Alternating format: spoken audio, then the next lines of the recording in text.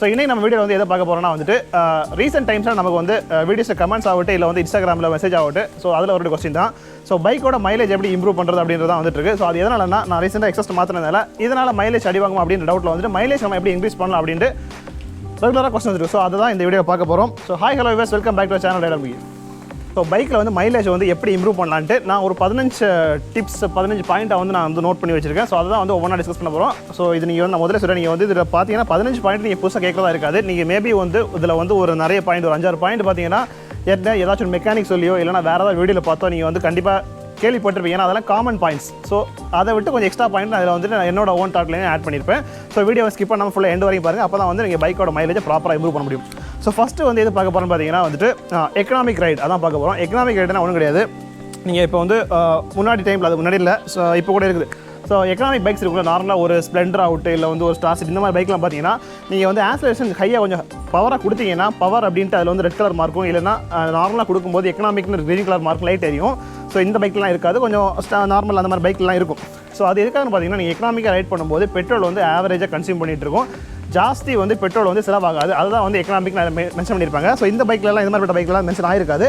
So அதுக்கு நம்ம என்ன பண்ணணும்னா நீங்கள் வந்து ஆக்ஸலரேஷன் பண்ணுறது கொஞ்சம் ஆவரேஜாக நீங்கள் கொடுத்து நீங்கள் போயிட்டு இருந்தாலே அந்த மைலேஜை இம்ப்ரூவ் பண்ணலாம். இன்னொன்று பார்த்தீங்கன்னா க்ரூசிங் ஸ்பீடுன்னு சொல்லுவோம்.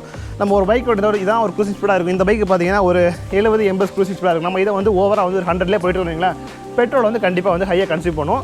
ஸோ அந்த க்ரூசிங் ஸ்பீடு அப்புறமா எக்கனாமிக் ரேட் நீங்கள் மெயின்டைன் பண்ணிட்டு இருந்தீங்கன்னா உங்கள் பைக்கோட மைலேஜை இம்ப்ரூவ் பண்ணலாம். செகண்ட் பார்க்க போகிற பாயிண்ட் இது பார்த்தீங்கன்னா வந்துட்டு கியர் ஷிஃப்டிங். நார்மலாகவே நம்ம பைக்கில் நம்ம பண்ணுற விஷயம் தான். அதாவது நம்ம பைக் ஓட்டிகிட்டு இருக்கும்போது ஃபஸ்ட் கியர் செகண்ட் இயர்னு மேக்ஸிமம் பைக்கில் வந்து 5 கியர் இருக்கும், 4 கியர் 6 கியர் வேரியேஷன் ஆகும். ஸோ அந்த ப்ராப்பராக கியர் ஷிஃப்டிங் பண்ணுறது வந்து உங்களோட பைக்கோட பைக்கோட மைலேஜ் வந்து இன்க்ரீஸ் பண்ணணும். எப்படி கேட்டிங்கன்னா ஒரு பைக்கு வந்து உங்களோட மேனுவல் புக்கில் செக் பண்ணி பாருங்கள், ஒவ்வொரு பைக்கும் டிஃப்ரெண்ட் ஆகும். அதாவது ஃபஸ்ட் இயரில் நம்ம இவ்வளோ ஸ்பீடு தான் போகணும், செகண்ட் இயரில் இவ்வளோ ஸ்பீடு தான் போகணும் அப்படின்றது இருக்கும். ஆவரேஜாக நம்ம வந்து கியர் ஷிஃப்ட் பண்ணுறது, அதாவது கரெக்டாக ஓவராக ரைஸ் பண்ணி இது பண்ணாமல் கரெக்டாக வந்துட்டு ஒரு 10 இந்த சாம்பிள் சொல்கிறேன்னா ஒரு ஃபஸ்ட் கியரில் ஒரு 10-15 கிலோமீட்டர், அப்புறம் செகண்ட் கியரில் ஒரு 20-30 கிலோமீட்டர். ஸோ அந்த மாதிரி நீங்கள் ப்ராப்பராக கியர் ஷிஃப்டிங் பண்ணி வந்து பைக் ஓட்டிட்டு இருந்தீங்கன்னா உங்கள் பைக்கோட மைலேஜ் வந்து கண்டிப்பாக வந்து நார்மலாக ஒரு குறையிறத விட கொஞ்சம் கூட கிடைக்கும். மூணாவது பார்க்க போகிற பாயிண்ட் பார்த்தீங்கன்னா ப்ராப்பர் மெயின்டெனன்ஸ். அதாவது ஒரு பைக் எடுத்துகிட்டா வந்துட்டு நம்ம புது பைக் ஆகட்டும் பழைய பைக் ஆகட்டும் ப்ராப்பராக மெயின்டைன் பண்ணி தான் ஆகணும். நிறைய பேர் பார்த்தீங்கன்னா புது பைக்கை தான் மெயின்டைன் பண்ணணும் அப்படின்ட்டு இந்த ஸ்டார்டிங்கில் அவரோட ஃப்ரீ சர்வீஸ் இல்லை ஒரு 4 சர்வீஸ் மட்டும் பண்ணிவிட்டு அதுக்கப்புறம் ப்ராப்பராக மெயின்டைன் பண்ணுறதே இல்லை. ஸோ அப்படி பண்ணாமல் நீங்கள் உங்கள் பைக்கை வந்து ப்ராப்பராக வந்து ஒரு சர்வீஸ் சென்டர் நீங்கள் வெளியே ஒர்க் ஷாப்பில் எங்கேயாச்சும் கொடுத்து ப்ராப்பராக மெயின்டைன் பண்ணிட்டு வரணும். ஸோ அது மெயின்டெனன்ஸில் எதெல்லாம் வரும் பார்த்தீங்கன்னா உங்களுக்கு என்ஜின் ஆயில் சேஞ்ச் ஆகிறது, அப்புறம் ஏர் ஃபில்டர் க்ளீன் பண்ணி போடுறது, அதுக்கப்புறம் என்ன ஆயில் ஃபில்டர். ஸோ இந்த மாதிரி கொஞ்சம் பேசிக்கான நீட்ஸ் அதில் இருக்கும் பைக்கில். ஸோ அந்த இதை நீங்கள் ப்ராப்பராக நீங்கள் சேஞ்ச் பண்ணிவிட்டு க்ளீன் பண்ணிவிட்டு மெயின்டைன் பண்ணிட்டு இருந்தீங்கன்னா உங்கள் பைக்கோட மைலேஜ் வந்து குறையாமல் இருக்கும். ஸோ நெக்ஸ்ட் பார்க்க போகிற பாயிண்ட் எதுன்னு பார்த்தீங்கன்னா வந்துட்டு டயர் ப்ரெஷர். இப்போ உங்களுக்கு கொஸ்டின் வரலாம், டயருக்கும் நம்ம பெட்ரோல் மைலேஜுக்கும் என்ன சம்மந்தம் இருக்குது அப்படின்னு உங்களுக்கு ஒரு கொஸ்டின் வரலாம். ஸோ அது கூட வந்து இதில் கன்சிடர் பண்ணுறாங்க. அதாவது ஒரு பைக் மேனுஃபேக்சரிங் பண்ணும்போது இந்த வெயிட்டுக்கு இந்த அளவு டயர் தான் சைஸ் தான் போடணும், இந்த ப்ரெஷர் தான் மெயின்டைன் பண்ணணும் அப்படின்ட்டு அவங்க வந்து ஒரு மேனுவல் புக்கில் வந்து போட்டிருப்பாங்க. ஸோ அதை நீங்கள் பார்த்துட்டு ப்ராப்பராக டயர் ப்ரெஷர் மெயின்டைன் ஆகணும். ஒரு சாம்பிளுக்கு சொல்கிறேன், இந்த பைக்கில் பார்த்தீங்கன்னா எனக்கு வந்து 22-32 நினைக்கிறேன், தப்பாக சொல்லி கமெண்ட்டில் மென்ஷன் பண்ணுங்கள். ஹிமாலயன் பார்த்தீங்கன்னா வந்துட்டு 28 ஃப்ரண்டில் பேக்கில் வந்து 32-34 மாற்றி யூஸ் பண்ணிட்டு இருப்பேன். ஸோ இந்த மாதிரி ஒவ்வொரு பைக்குக்கும் வந்து பார்த்தீங்கன்னா உங்களோட டயர் ப்ரெஷர் வேரியேஷன் ஆகும். பட் நீங்கள் நார்மலாக ஒரு ஒர்க் ஷாப்லேயோ இல்லை வந்து ஒரு பெட்ரோல் பங்க்லேயே போனீங்கன்னா அவங்க வந்து எல்லாருக்கும் ஸ்டாண்டர்டாக வந்துட்டு 28-38 நினைக்கிறேன். ஸோ இந்த மாதிரி வந்து அப்படியே எல்லா பைக்கும் அடிச்சு விட்ருவாங்க. ஸோ அப்படி பண்ணாமல் உங்கள் பைக்குக்கு என்ன டயர் ப்ரெஷர் யூஸ் பண்ணுறாங்களோ அதே நீங்கள் மெயின்டைன் பண்ணிட்டு இருந்தீங்கன்னா உங்கள் பைக்கோட மைலேஜ் இன்க்ரீஸ் ஆகும். ஸோ அதை நீங்கள் கொஸ்டின் கேட்கலாம், ஸோ டயருக்கு என்ன சம்மந்தம் அப்படின்னு சொன்னால. ஸோ எப்படின்னா உங்கள் டயர் ப்ரெஷர் நீங்கள் கம்மியாக வச்சு ஓட்டுறீங்களா, பைக்கோட வீல் ரொட்டேஷன், அதாவது டயரில் வெயிட் லோட் ஆகிட்டு இருக்கும்போது அது ஃப்ரீ மூவ்மெண்ட் இருக்காது, கொஞ்சம் டைட்டாக புல் பண்ணி ஓட்டுற மாதிரி இருக்கும். அப்படி புல் பண்ணும்போதே பார்த்தீங்கன்னா பெட்ரோல் வந்து உங்களுக்கு எக்ஸ்ட்ராவாக கன்சியூம் பண்ணிருக்கும். ஸோ நெக்ஸ்ட் பார்க்க போகிற பாயிண்ட் எதுன்னு பார்த்தீங்கன்னா வந்துட்டு ஆக்ஸலரேஷன். அதாவது பைக்கில் வந்து நம்ம ஆக்ஸலரேட் பண்ணுறோம்ல, பொதுவாகவே நம்மகிட்ட எல்லாருமே பழக்கம் இருக்கும், பைக் ஸ்டார்ட் பண்ண உடனே ஹெவியாக வந்து ஊர்னு ஆக்ஸலரேட் பண்ணுவோம். எதுக்காக பைக் உடனே ஆஃப் ஆகிடும் அப்படின்றாங்க. ஸோ அந்த மாதிரி நீங்கள் ஹெவி ஆக்ஸலரேஷன் ஸ்டார்ட் பண்ணோன்னே பண்ணுறதை அவாய்ட் பண்ணணும். அதே மாதிரி சிக்னலில் போய் நிற்கும் போது பார்த்தீங்கன்னா வண்டி இன்ஜினை வந்து ஆஃப் பண்ணாமல் ஃபுல்லாக வந்து நம்ம ஆக்ஸலரேட் பண்ணிட்டு இருப்போம், இல்லை வந்து அப்படியே ஐடியில் விட்டுட்டே இருப்போம். ஸோ அதை கொஞ்சம் அவாய்ட் பண்ணணும். அதே மாதிரி ஹார்ஷ் ஆக்ஸலரேட் பண்ணுறது, ஒரு போய்ட்டுருக்கீங்கன்னா ஃபஸ்ட் இயர் போட்டு ஹெவி ஆக்ஸலரேஷன் நல்லா பண்ணுறீங்க, செகண்ட் இயர் போட்டு ஹெவி ஆக்ஸலரேஷன். ஸோ இந்த மாதிரி ஆக்ஸலரேஷன் காமனாகவே நீங்கள் சடனாக வந்துட்டு ஆக்ஸலரேஷன் ஸ்பீடாக கொடுக்கறத நீங்கள் அவாய்ட் பண்ணிருந்தாலே உங்கள் பைக்கோட மைலேஜை இம்ப்ரூவ் பண்ணலாம். உங்களுக்கு கொஸ்டின் வரலாம், இப்போ வந்து டிராஃபிக்கில் வந்து அப்போ நம்ம வந்து பைக்கை வந்து எப்போவுமே ஆஃப் பண்ணி வைக்கணுமா அப்படின்றது. ஸோ எப்போவும் நீங்கள் வந்து பைக் ஆஃப் பண்ணி வைக்க தேவையில்லை. அதாவது ஒரு டைமிங் வச்சுக்கோங்க, ஒரு பிலோ 30 செகண்ட்ஸ், அதாவது 25 செகண்ட்ஸ் முன்னாடி உங்கள் சிக்னல் வந்து இருக்குதுன்னா நீங்கள் வந்து பைக் ஆஃப் பண்ண தேவையில்லை. நீங்கள் திரும்ப ஆஃப் பண்ணி திரும்ப ஸ்டார்ட் பண்ணுறதுக்கு பார்க்கும்போது நீங்கள் ஐடியில் விட்டுட்டு இருந்தாலே சேம் தான் கன்சியூம் ஆக போகுது. இது மோர் தேன் 30 செகண்ட்ஸ் 60 செகண்ட்ஸ் 1 மினிட் மேலே உங்களுக்கு வந்து சிக்னல் வந்து ரெட்டில் இருக்குன்னா நீங்கள் அந்த டைமில் வந்து பைக் இன்ஜினை வந்து கீழ் சுவிட்ச் ஆஃப் பண்ணி வைக்கிறது உங்களுக்கு வந்து பெட்ரோல் சேவ் பண்ணும். ஸோ அடுத்து பார்க்க போகிற பாயிண்ட் எதுன்னு பார்த்தீங்கன்னா வந்துட்டு செயின் மெயின்டெனன்ஸ். இதே மாதிரி நீங்கள் தாட் வரலாம், செயின் எங்கேயோ இருக்குது, நம்ம பெட்ரோல் இதுக்கு சம்மந்தமே இல்லை அப்படின்ட்டு. ஸோ அது ஒரு ப்ராப்பர் ரீசன். ஏன்னா மேக்ஸிமம் பைக்ஸில் வந்து யாருமே அந்த செயின் மெயின்டெனன்ஸ் பண்ணுறதே கிடையாது.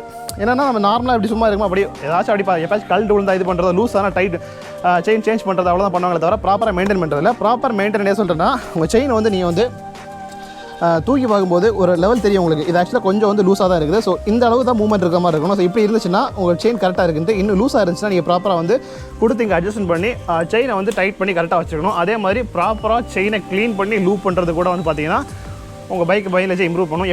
எப்படின்னு கேட்டிங்கன்னா இப்போ வந்து நீங்கள் இப்போ இது வந்து லூப் பண்ணாமல் இருக்க செயின் வைங்களேன், நீங்கள் புல் பண்ணும்போது கரகரம் சவுண்டு போட்டு கொஞ்சம் வந்து அது விட்டு தான் வந்து இந்த செயின் வந்து எடுக்கிற மாதிரி இருக்கும். இப்படி ஸ்டக்காக தான் வர மாதிரி இருக்கும். இந்த ஜாயின்ஸ்லாம் பார்த்தீங்கன்னா உங்களுக்கு அப் அண்ட் டவுன் அப்படி இருக்கும். ஸோ ப்ராப்பராக அதோட ஃப்ரீ மூவ்மெண்ட் இருக்காது. அப்படி இருக்கும்போது கண்டிப்பாக வந்து பைக் வந்து கஷ்டப்பட்டு புல் பண்ணுற மாதிரி தான் இருக்கும். அப்படி கஷ்டப்பட்டு புல் பண்ணும்போது எக்ஸ்ட்ராவாக உங்களுக்கு பெட்ரோல் வந்து கன்சியூம் பண்ணும். ஸோ அதை அவாய்ட் பண்ணுறதுக்கு நீங்கள் ப்ராப்பராக வந்து செயினை க்ளீன் பண்ணி லூப் பண்ணுறது ஒரு 500 கிலோமீட்டர்ஸ் ஒன்ஸு. ஸோ டீட்டெயிலாக எப்படி க்ளீன் பண்ணி லூப் பண்ணுறதுனா தனியாக வீடியோ போட்டுருக்கேன், கார்ட்ஸில் போட்டு செக் பண்ணி பாருங்கள். ஸோ அப்படி ப்ராப்பராக மெயின்டைன் பண்ணி க்ளீன் பண்ணுங்கள். அதே மாதிரி செயின் அட்ஜஸ்ட்மெண்ட் டைட் வைக்கிறது கூட பார்த்து கரெக்டாக மெயின்டைன் பண்ணி ஆகணும். அது மாதிரி குறிப்பிட்ட கிலோமீட்டர் மோர் தேன் ஒரு 30,000 ஓடி 20,000 30,000 ஓடிச்சுன்னா செயின் போயிடுச்சு, இல்லை வந்து இந்த இதெல்லாம் கட் ஆகிடுச்சுன்னா வந்துட்டு நீங்கள் வந்து இதெல்லாம் போயிடுச்சுன்னா நீங்கள் வந்து புதுசாக வந்து செயினை வந்து சேஞ்ச் பண்ணுறது பெட்டர். அடுத்து பார்க்க போகிற பாயிண்ட் பார்த்தீங்கன்னா டயர் சைஸ் ஆஃப்டர் மார்க்கெட் அதான் பார்க்க போகிறோம். ஏன்னா உங்கள் பைக்குன்னு வந்து அவங்க வந்து ஸ்டாண்டர்டான ஒரு டயர் சைஸ் கொடுத்துருப்பாங்க, ஃப்ரண்ட்டுக்கு ஒரு சைஸ் அப்புறம் பேக் சைஸ் கொடுத்துருப்பாங்க. அதை விட்டு நீங்கள் வந்து ஆஃப்டர் மார்க்கெட் டயர்ஸ் ஏதாச்சும் போடுறீங்கன்னா ப்ராப்பராக அந்த சேம் சைஸில் டயரை வந்து யூஸ் பண்ணுறது நல்லது. அது மட்டும் இல்லாமல் கம்பெனி ரெக்கமெண்ட் பண்ணுற டயரை யூஸ் பண்ணுறது கூட வந்து பார்த்தீங்கன்னா மைலேஜ் இம்ப்ரூவ் பண்ணும். நீங்கள் அதை விட்டுட்டு ஒரு ஆஃப்டர் மார்க்கெட் டயரில் வந்து ஒரு பெரிய சைஸ் டயரு இல்லை வந்துட்டு ஒரு குவாலிட்டி கம்மியான டயர் ஸோ இந்த மாதிரி போட்டிங்கன்னா கண்டிப்பாக வந்து அவங்க பைக் ரெக்கமெண்ட் கிடையாது. அவங்க வந்து இதுதான் இந்த சைஸ் தான் போட்டுறதை விட்டு நம்ம மாற்றி போடும்போது கண்டிப்பாக வந்து பைக்கோட மைலேஜ் வந்து உங்களுக்கு அடிவாங்க. ஸோ அதை வந்து கொஞ்சம் அவாய்ட் பண்ணிடுங்க.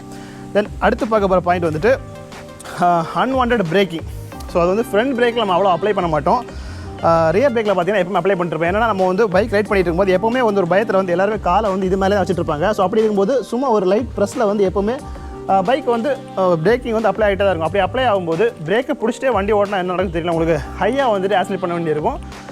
ஸோ அதை கொஞ்சம் அவாய்ட் பண்ணலாம். முடிஞ்ச வரைக்கும் நீங்கள் வந்து பெடல் மேலே கால் வைக்காமல் கொஞ்சமாக ரைட்டில் அப்படி திருப்பி வச்சுட்டு வந்து ஓட்டுறது நல்லது. ஏன்னா நம்ம என்ன தான் கேர்ஃபுல்லாக வச்சுருந்தா காலை நம்ம கேப் விட்டு வச்சுருந்தாலும் நம்மளை மறந்தே வந்து பார்த்தீங்கன்னா லைட்டாக பிரேக் அப்ளை பண்ணிட்டு தான் ஓட்டிகிட்டு இருப்போம். ஸோ அதை கொஞ்சம் அவாய்ட் பண்ணலாம். சரி, அடுத்து பார்த்தீங்கன்னா சேம் அன்வான்ட் பிரேக்கிங் மாதிரியே அன்வான்ட் கிளச் பிடிக்கிறது தான். ஸோ நம்ம சும்மா எப்பவுமே இந்த ஒரு பயத்திலே வந்து புதுசாக பைக் ஓட்டுறாங்க பார்த்தீங்கன்னா ஃபஸ்ட் இயர் சிக்னலில் போகும்போது கையை இங்கேயே வச்சுட்டு இருப்பாங்க, அதாவது உடனே பிடிச்சிடும் அப்படின்ற மாதிரி. ஸோ அப்படி இருக்கும்போது பார்த்தீங்கன்னா அது கூட வந்து நம்ம ஆஃப் கிளச்சிலே மெயின்டைன் பண்ணுற மாதிரி இருக்கும். ஒரு பயத்தில் வந்து பிடிச்சி விட்ற மாதிரி இருக்கும். ஸோ முடிஞ்ச வரைக்கும் ஒரு சேஃப் டிஸ்டன்ஸ் கொஞ்சம் வந்து நம்ம விட்டு போனோம்னா தேவையான பிடிக்க தேவையில்லை. அப்படி போகும்போது நம்ம அன்வான்ட் கிளச் பிடிக்கிறத வந்து அவாய்ட் பண்ணிடலாம். ஸோ அன்வான்ட் பிரேக்கிங் கிளச் ரெண்டையுமே வந்து அவாய்ட் பண்ணால் அவங்க பைக்கோட மைலேஜ் இம்ப்ரூவ் ஆகும். நெக்ஸ்ட் பார்க்க போகிற பார்த்தீங்கன்னா ஆஃப்டர் மார்க்கெட் எக்ஸாஸ்ட். இப்போ உடனே உங்கள் மைண்டில் வரும், நீ தானடா கொஞ்சம் வீடியோ முன்னாடி கொஞ்சம் ஒரு 4-5 வீடியோ முன்னாடி வேறு எக்ஸாஸ்ட்டை போட்டு காமிச்சு இதை போடுங்க அப்படின்னா அப்புறம் இப்போ வந்து இதே கூட மைலேஜ் ட்ராப்புக்கு சொல்கிறேன்னு கேட்டால் கண்டிப்பாக வந்து மைலேஜ் ட்ராப் ஆகும். நீ எந்த கம்பெனியில் கொடுக்குற எந்த பொருளை நீங்கள் மாற்றி வேறு ஒரு பொருள் யூஸ் பண்ணாலே கண்டிப்பாக வந்து உங்கள் மைலேஜ் வந்து அடி வாங்கும். அது வந்து எப்படின்னா நீங்கள் வந்து என்ன மாதிரி பிராண்டு என்ன மாதிரி ஃபீச்சர்ஸில் வந்து நீங்கள் எக்ஸாஸ்ட் மாற்றுறீங்களோ அதை பொறுத்து பார்த்தீங்கன்னா உங்கள் மைலேஜ் வந்து 10 கிலோமீட்டர் அடி வாங்குறது 5 கிலோமீட்டர் அடி வாங்குறது 2 கிலோமீட்டர்ன்றது டிஃப்ரெண்ட் ஆகும். ஸோ அந்த மாதிரி நீ ஆஃப்டர் மார்க்கெட் எக்ஸாஸ்ட் வந்து நீங்கள் சேஞ்ச் பண்ணிங்கன்னா கண்டிப்பாக வந்து உங்கள் பைக்கோட மைலேஜ் வந்து அஃபெக்ட் ஆகும். அஃபெக்ட் ஆகாதுன்னு சொல்ல மாட்டேன். அது எப்படி அஃபெக்ட் ஆகும்னா நம்ம புதுசாக ஒரு எக்ஸாஸ்ட் போட்டோன்னா நம்மளை மீறியே பார்த்தீங்கன்னா நம்ம ஓவராக வந்து ஆக்சிலேட் பண்ண தோணும், சவுண்டுக்காகவே நம்ம பண்ண தோணுமா. ஸோ ஸ்டார்டிங்கில் ஒரு பாயிண்ட் சொன்னல அன்வான்ட் ஆக்சிலரேஷன். ஸோ இந்த மாதிரி நம்ம ஓவராக கொடுக்கும்போதே அந்த டைம்லேயே பெட்ரோல் எக்ஸ்ட்ரா கன்சியூம் ஆகும். ஸோ இன்னொன்று அந்த ஆஃப்டர் மார்க்கெட் எக்ஸாஸ்ட். ஸோ நீங்கள் வந்து மாத்திர எக்ஸாஸ்ட்டாக இருந்தால் வந்துட்டு ஆல்மோஸ்ட் கொஞ்சம் நல்ல பிராண்டாக பார்த்து சூஸ் பண்ணி மைலேஜ் அவ்வளோவா ட்ராப் ஆகாமல் கொஞ்சமாக கம்மியாக மாற்றிங்கன்னா கொஞ்சமாக சேவ் பண்ணலாம். இல்லைன்னா கண்டிப்பாக வந்து உங்கள் மைலேஜ் வந்து அஃபெக்ட் பண்ணும். அடுத்து பார்க்க போகிற பாயிண்ட் பார்த்தீங்கன்னா ஒரிஜினல் ஸ்பேர்ஸ். ஸோ சேம் அதுதான், நம்ம எக்ஸாஸ்ட் கம்பெனியில் கொடுக்குறத மாற்றிட்டு ஸ்டாக் மாற்றிட்டு வேறு போட்டால் எப்படி அடி வாங்குதோ அதே மாதிரி நம்ம பைக்கில் ஒரு ப்ராப்ளம், இப்போ வந்து என்ஜினில் ஒரு சின்னதாக ஒரு ப்ராப்ளம் வருதுன்னா, ஒரு கிளச் பிளேட்டோ இல்லை வந்து ஸ்பார்க் ப்ளக்கோ ஏதாவது ஒன்று போகுதுன்னா முடிஞ்ச வரைக்கும் நம்ம கம்பெனியில் இருக்கிற ஒரிஜினல் ப்ராடக்ட்டை வாங்கி போடுறது நல்லது. கொஞ்சம் காஸ்ட் கம்மியாகும். இல்லை வந்து நான் ஷோரூம் வர போக வேண்டியிருக்கு, லோக்கல் ஒர்க் ஷாப்பில் வந்து வேறு பார்ட்ஸ் கிடைக்குது நான் மாற்றி போட்டுறேன் அப்படின்னு நீங்கள் பண்ணிங்கன்னா கண்டிப்பாக வந்து உங்கள் பைக்கோட மைலேஜ் அஃபெக்ட் ஆகும். நீங்கள் சாம்பிளுக்கு வேணால் ஒரு ஸ்பார்க் பிளக் நீங்கள் வந்து லோக்கலில் வாங்கி யூஸ் பண்ணி பாருங்கள். ஸோ அது யூஸ் பண்ணுறதுக்கும் ஒரு நம்ம கம்பெனி ப்ராடக்ட் யூஸ் பண்ணுறதுக்கும் ஒரு டிஃப்ரென்ஸ் நீங்கள் அதிலே நீங்கள் வந்து கண்டுபிடிச்சலாம். ஸோ முடிஞ்ச வரைக்கும் நீங்கள் வந்து ஒரிஜினல் ஸ்பேர்ஸை யூஸ் பண்ணுங்கள். ஏதாச்சும் மாத்திரம் இருந்தால் அது புது பைக்கில் இல்லை, நீங்கள் பழைய பைக்காக இருந்தால் கூட ஒரிஜினல் பார்ட்ஸை யூஸ் பண்ணிங்கன்னா கண்டிப்பாக வந்து உங்கள் மைலேஜ் வந்து இம்ப்ரூவ் பண்ணலாம். அடுத்து பார்க்க போகிற பார்த்தீங்கன்னா வந்துட்டு பிரேக்கிங் தான். ஃபஸ்ட்டே சொல்லிட்டு நான் அன்வான்ட் பிரேக்கிங்னு. இது பார்த்தீங்கன்னா நம்ம வந்து சடன் பிரேக்கிங், அதாவது செம்ம ஸ்பீடாக போயிட்டு நம்ம ஒரு இப்போ சிக்னல் இருக்குன்னு நம்ம ஸ்பீடாக ஹையாக வந்து ஒரு 5வது கியரில் வந்துட்டு சடனாக ஸ்பீடாக வந்து பக்கத்தில் வந்து ஃபுல் பிரேக் அடித்து நம்ம கியரை டவுன் பண்ணுறது. அதே மாதிரி சிக்னல் விட்ட உடனே சடனாக வந்து ஃபஸ்ட்டு கியர்லேயே போட்டு சடனாக பறக்கிறது. இப்போ வந்து நம்ம ஒரு கேப் எப்படின்னா ஒரு டிராஃபிக்கில் போயிட்டுருக்கோன்னா நம்ம பம்பர் டு பம்பர் ஒரு வெஹிக்கிள் பின்னாடி ஒட்டி போகாமல் கொஞ்சம் கேப்லேயே வந்தோம்னா நம்ம அப்ளை பண்ணுற பிரேக் வந்து நம்ம வந்து கிராஜுவலாக அப்ளை பண்ணுவோம். சடனாக பிடிக்க தேவையில்லை. இதே நம்ம கொஞ்சம் ஒட்டி போயிட்டு இருந்தோம்னா கண்டிப்பாக அவர் பிரேக் அடிச்சோன்னா நம்மளும் பிரேக் அடிப்போம், அடுத்து ஆக்சிலேட் பண்ணுவோம், அடுத்து பிரேக் அடிப்போம். ஸோ இந்த மாதிரி நம்ம மாற்றி பிரேக்கிங் ஆசோசியேஷன் பண்ணும்போது கண்டிப்பாக உங்கள் மைலேஜ் அடி வாங்கும். ஸோ அதுக்கு முடிஞ்ச வரைக்கும் சேஃப் டிஸ்டன்ஸ் ஃபஸ்ட்டே சொன்ன மாதிரி சேஃப் டிஸ்டன்ஸ் நீங்கள் மெயின்டைன் பண்ணிருந்தீங்கன்னா கண்டிப்பாக வந்து உங்களை சடன் அந்த பிரேக் பண்ணுறதை நீங்கள் அவாய்ட் பண்ணலாம். அது மாதிரி ஸ்பீடாக போய் சடனாக பிரேக் அடிக்கிறத நீங்கள் அவாய்ட் பண்ணிங்கன்னா உங்கள் மைலேஜ் வந்து கூட கிடைக்கும். அடுத்து பார்க்க போகிற பாயிண்ட் பார்த்தீங்கன்னா ஓவர்லோடு. அதாவது நம்ம பைக்கு வந்து 2 பேர் போகலான்னா 2 பேர் தான் போகணும். இப்போ என்ன எடுத்துக்கிட்டால் வந்து நானே 2 பேர் வெயிட் இருப்பேன். ஸோ நான் எல்லாம் பார்த்தீங்கன்னா சிங்கிளாக தான் அந்த பைக்கில் போகணும். ஸோ அது மாதிரி எதுக்கு சொல்கிறேன்னா நீங்கள் ஓவர்லோடு ஒரு 3 பேர் கேரி பண்ணுறது இல்லை வந்து ஒரு எக்ஸ்ட்ரா ஒரு கேரியர் போட்டு நம்ம எக்ஸ்ட்ரா லோடு ஏற்றுறது அதெல்லாம் நம்ம வந்து ட்ரிப் பர்பஸாக நம்ம யூஸ் பண்ணுறதா இருக்கும். ஸோ இப்படி வந்து பைக் ரெக்கமெண்டட் இவ்வளோ கேஜி தான் அப்படின்னு இருக்கும், 2% தான் இருக்கும். நம்ம அதை விட்டு 3 பேர் ஏறி போகிறது இல்லை ஓவர்லோடை வந்து கேரி பண்ணிட்டு போகிறது, லக்கேஜ் ஜாஸ்தி கேரி பண்ணிட்டு போனோம்னா கண்டிப்பாக வந்து உங்களுக்கு பெட்ரோல் வந்து அதிகமாக தான் கன்சியூம் பண்ணணும். ஸோ அதை கொஞ்சம் அவாய்ட் பண்ணிங்கன்னா மைலேஜ் இம்ப்ரூவ் பண்ணலாம். லாஸ்ட்டாக ஃபைனலாக ஒரு பாயிண்ட் என்னென்னா வந்துட்டு ஐட்லிங்.